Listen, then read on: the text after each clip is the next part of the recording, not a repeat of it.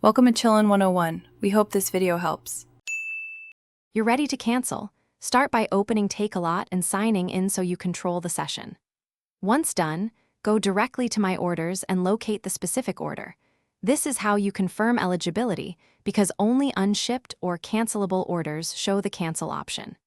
Make sure you note the order number and the payment type since refunds behave differently for card versus EFT. That context speeds up later steps and avoids surprises about timing. You now perform the actual cancellation. Open the order details and press cancel when available.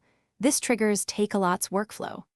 If the cancel button isn't present, immediately use Contact Seller or live chat found in the order page to request cancellation before dispatch. Explain why and quote the order number. When prompted, pick a cancellation reason and confirm, then copy or screenshot the cancellation reference. That record proves the request and speeds any follow-up on refunds or disputes. Finish by verifying the confirmation email and the messages in your Takealot account so you know the refund window and any next steps. Refunds go back to the original payment method. For cards, expect 3 to 10 business days, while EFTs may arrive faster. If cancellation fails because the item already shipped, don't panic. Request return instructions immediately and save tracking info. If problems persist, escalate to support with your order number, cancellation reference, and screenshots. This speeds resolution and protects any consumer claim.